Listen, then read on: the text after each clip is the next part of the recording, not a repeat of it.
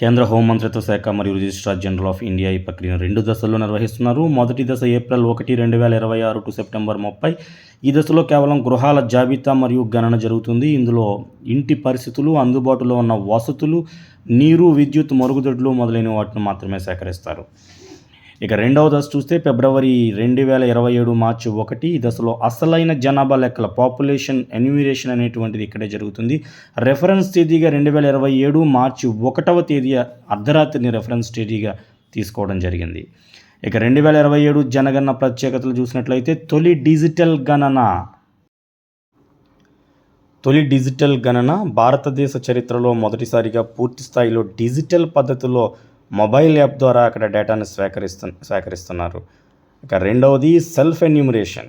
ఈ జనగణనలో ఇది ఒక స్పెషల్ స్వీయ గణన, అంటే ఎవరి జనాభా లెక్కలను వాళ్ళే గణించుకునేటువంటి విధానం. అంటే ఒక ఆన్లైన్ వెబ్సైట్లో, గవర్నమెంట్ పోర్టల్లో మన డీటెయిల్స్ని ముందుగానే మనం ఆ డీటెయిల్స్ అన్నీ కూడా మనమే ఫిల్ చేసి సబ్మిట్ చేయాల్సి ఉంటుంది. ఇది ఎవరైతే ఎన్యూమరేటర్ మన ఇంటికి వస్తారో దానికి ఒక 15 days ముందు మనకి ఆన్లైన్లో అవైలబుల్గా ఉంటుంది. సో మనమే ఇంటి దగ్గర ఉండి వెబ్సైట్లో మన ఇన్ఫర్మేషన్ మొత్తం ఫిల్ చేసి సబ్మిట్ చేసుకునేటువంటి అవకాశం ఉంది. దానికి ఒక నెంబర్ అయితే మనకి కేటాయిస్తారో ఆ నెంబర్ని మన దగ్గర ఇంటికి వచ్చినటువంటి ఎన్యూమరేటర్కి చూపించినట్లయితే మన జనాభా గణన పూర్తయినట్టుగా వాళ్ళు నోట్ చేసుకుంటారు. ఇది ఈ సంవత్సరం మన జనాభా లెక్కల్లో సెల్ఫ్ ఎన్యూమరేషన్ అనేది కూడా ఒక కొత్తగా వచ్చినటువంటి అంశంగా మనం దీన్ని చెప్పచ్చు.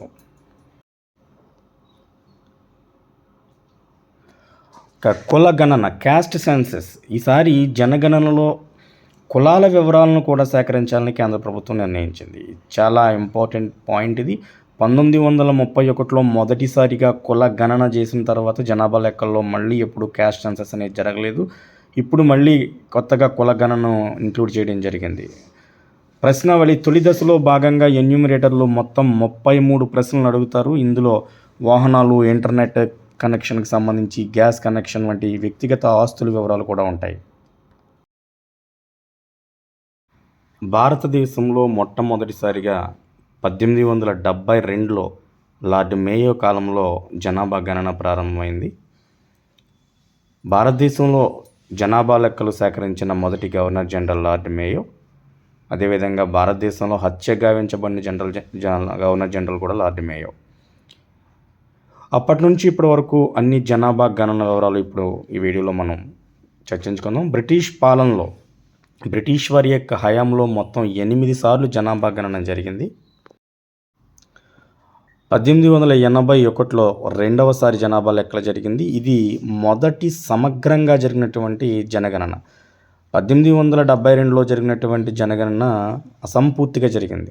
కానీ 1881లో జరిగినటువంటి జనాభా లెక్కల సేకరణ మొదటి సమగ్ర జనగణనగా మనం చెప్పుకుంటాం. ఇది లార్డ్ రిప్పన్ కాలంలో జరిగింది. ప్రతి 10 సంవత్సరాలకు ఒకసారి జనాభాను లెక్కించేటువంటి పద్ధతి 1881 నుంచి మొదలైంది. 1881 నుంచి ఎవ్రీ 10 yearsకి ఒకసారి జనాభా లెక్కలు జరుగుతున్నాయి. సో 1881 తర్వాత 1891లో జరిగింది. 1891 తర్వాత 1901, తర్వాత 1911లో కూడా జనాభా లెక్కల సేకరణ జరిగింది.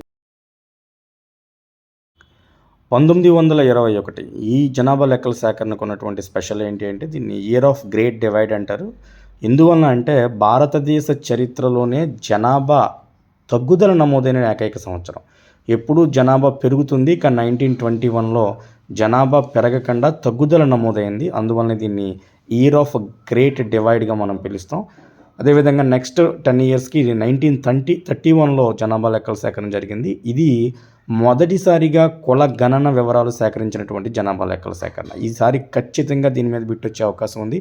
ఎందుకంటే 2027 జనాభా లెక్కల్లో కూడా క్యాస్ట్ సెన్సస్ చేస్తున్నారు కాబట్టి చాలా రోజుల తర్వాత ఖచ్చితంగా మొట్టమొదటిసారి కుల గణన ఎప్పుడు జరిగింది భారతదేశంలో అని చెప్పేసి అడిగేటువంటి అవకాశం ఉంది. 1931లో మొదటిసారిగా కుల గణన జరిగింది. తర్వాత 1941లో కూడా మరొకసారి జనాభా లెక్కల సేకరణ జరిగింది. ఈ 8 కూడా బ్రిటిష్ వారి హయాంలో జరిగినటువంటి జనాభా లెక్కల సేకరణ.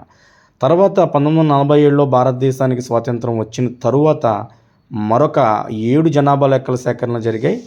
ప్రస్తుతం జరుగుతున్నది స్వతంత్రం తర్వాత 8వది, మొత్తంగా చూస్తే 16వది. అంటే భారతదేశంలో జనాభా లెక్కల సేకరణ ప్రస్తుతం ఎన్నోది అని అడిగితే 16 అని మనం ఇవ్వాల్సి ఉంటుంది. అదేవిధంగా స్వతంత్రం తర్వాత ఎన్నో జనాభా లెక్కల సేకరణ అంటే 8వ జనాభా లెక్కల సేకరణగా మనం చెప్పాల్సి ఉంటుంది. స్వతంత్రానంతరం 1951లో మొదటిసారి జనగణన జరిగింది. తర్వాత రెండవసారి 1961, మూడవది 1971. అదేవిధంగా 1981లో జనాభా లెక్కల సేకరణ జరిగింది. తర్వాత 1991, తర్వాత 2001. 15వ జనాభా లెక్కల సేకరణ 2011లో జరిగింది. ఇప్పటి వరకు అధికారికంగా అందుబాటులో ఉన్న చివరి గణాంకాలు 2011కు సంబంధించినవే. ఇక 16వ జనాభా లెక్కల సేకరణ, ప్రస్తుతం జరగబోతున్నటువంటి జనాభా లెక్కల సేకరణ 16వ జనాభా లెక్కల సేకరణ 2027. ఇది భారతదేశపు 16వ జనాభా గణన, స్వాతంత్రం వచ్చాక 8వ జనాభా గణన. సో 2021లో జరగాలి. యాక్చువల్గా 2011 తర్వాత 10 ఇయర్స్కి 2021లో జరగాలి. కానీ కోవిడ్ వల్ల ఆ జనాభా లెక్కలు వాయిదా పడినప్పుడు ఇప్పుడు మరలా 2027లో ఇది డిజిటల్ రూపంలో జరగబోతుంది.